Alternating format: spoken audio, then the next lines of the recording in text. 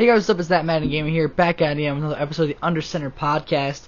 Today we're here with the Under Center Podcast episode number 22. Today is a special edition, a 7-round mock draft Detroit Lions edition. A full 32 pick first round mock draft is coming soon, so I'm trying to get 2 or 3 of those out to you guys before the draft actually happens in like a month. So it's going to be kind of difficult though. Spring break's coming up. I'm going to be out of town for a second, so it's going to be kind of difficult to record podcasts and stuff. So if any big Lions moves happen, I'll try and make something happen for you guys. But I mean, I've been trying to stay on top of most of the signings and stuff. I didn't really talk about Tim Boyle or like Basham Perriman or Randy Bullock or Charles Harris or the guy that signed yesterday, the return guy, Khalif Raymond. I haven't talked about any of those signings. I can talk about them briefly real quick because it doesn't really impact my mock draft at all.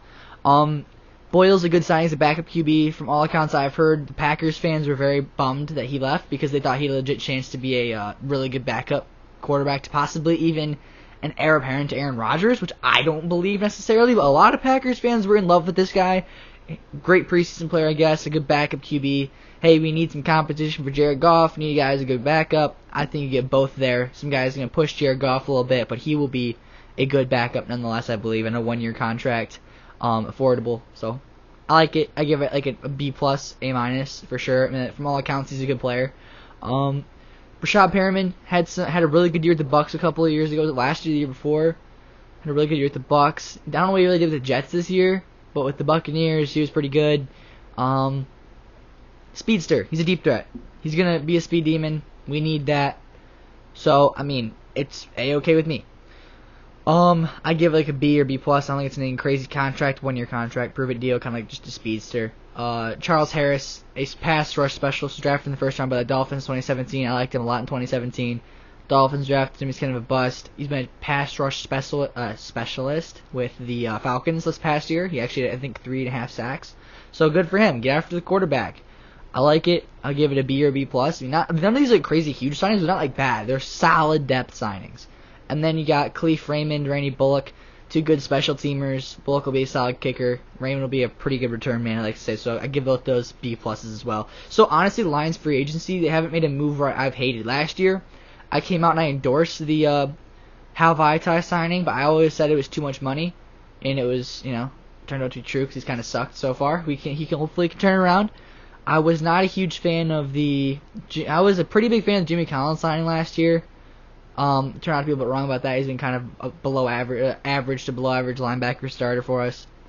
What was the contract I didn't like last year? Is Desmond Trufant. Desmond Trufant, I had hope for him, but I was kind of sketched out by the idea of an injury-prone corner. He was injury-prone. I was kind of right about that one. I endorsed the Lions a lot of this kind of stuff, but there's a lot of moves, especially last year and the year before, that I was not crazy about. Personally, wasn't very crazy about Jesse James signing. I thought we were going to draft tight end at 8. Or 7, wherever we picked that year, and we ended up doing it, so whatever. But I'm already 3 minutes in, guys. I'm going to not stop wasting your time here. 7-round mock draft. Let's get right into it. I'm going to try and keep this as short as possible for you guys. Just a quick mock draft. Let me know what you think down below in the comments. Round 1, pick 7. Nothing changes from my last one, I believe. I think it was my last one. Where I had them taking Micah Parsons, linebacker to Penn State.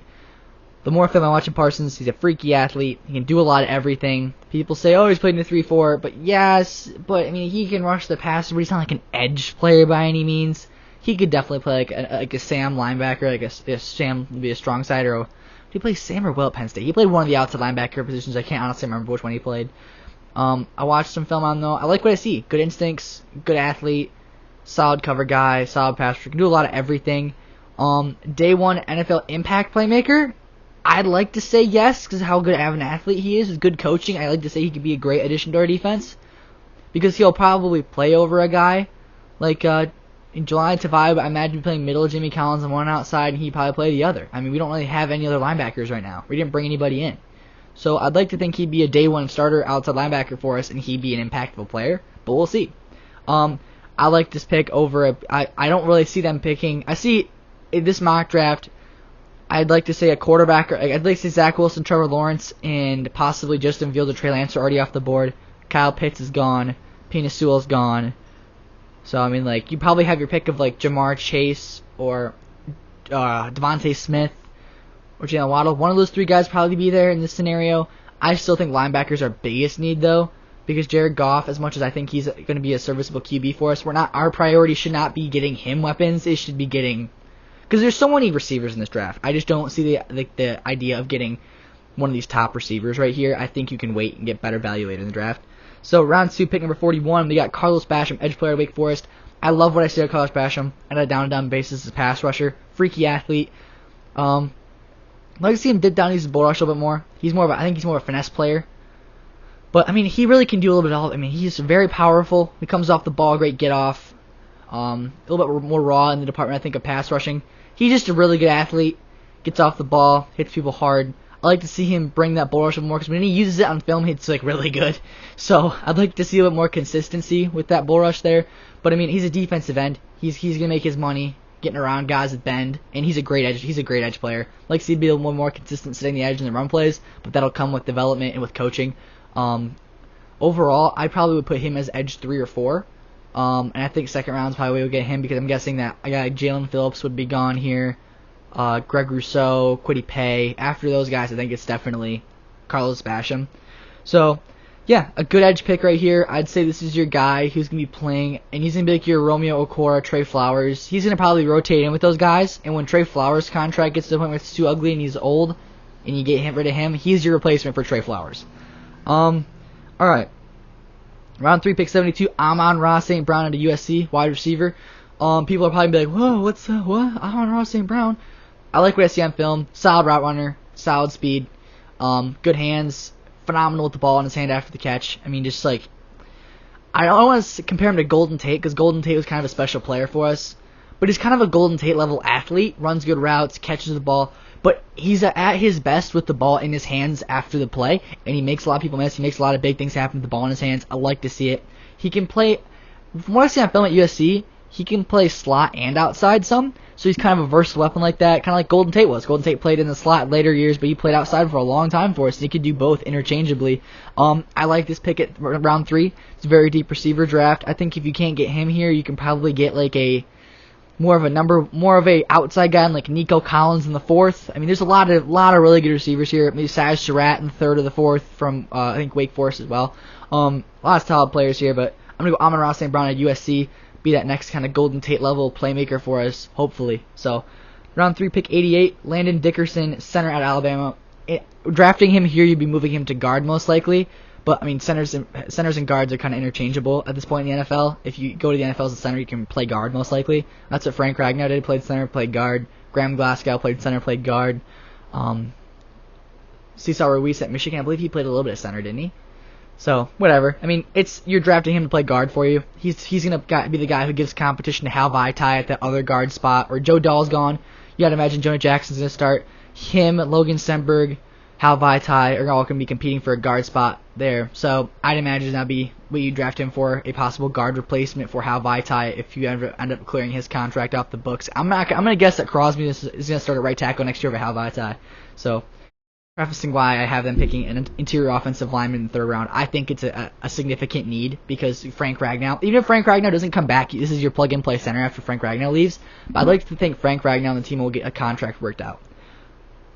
Round 4, pick number 102. We got Marvin Wilson, interior defensive lineman at FSU. Marvin Wilson, 2019, first, second-round pick, hands down, just a really big, made a lot of big plays. Rush the passer, great run stuffer. Big dude in the trenches, making a lot of plays for FSU.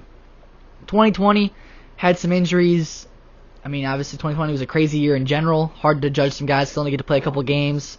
FSU had kind of a down year. It's hard to judge him. He played significantly worse this year, but he's also battled 3 injuries. So I could definitely see him being a better value pick than this. I could see him being more like a second, maybe like a 3rd round pick. But I think he'll fall to the 4th round. I think it's probably his sweet spot, just due to the fact that he had kind of a down year this year. Yeah. Also, I didn't think I prefaced either. Round 3, pick 88 was the Rams pick that we got. Now we're on the last pick of the mock draft. Round 5, pick 136. We got Monty Rice, linebacker at Georgia. Monty Rice. He's kind of one of my draft crushes. I mean, I think I've been talking about him since the first mock draft I made for the Lions. I watched some film on him before I made that mock draft. I love what I saw. Sideline to sideline speed, takes on blocks, solid cover guy. I seen him running in stride with Devontae Smith and really didn't get beat that bad. So I mean, like, I love the kind of athlete and kind of like quickness. It's honestly, it kind of reminds me of Jared Davis coming out of Florida. I think a better cover guy than Jared Davis though. And Jared Davis wasn't like a very good cover guy. I think he's gonna be. I don't think he's like a cover linebacker by any means, but he's definitely solid. But he is a day one. I don't know if he's a day one plug-and-play player by any means, a 5th-round pick, but he's a developmental starter at the mic, I'd say, middle linebacker.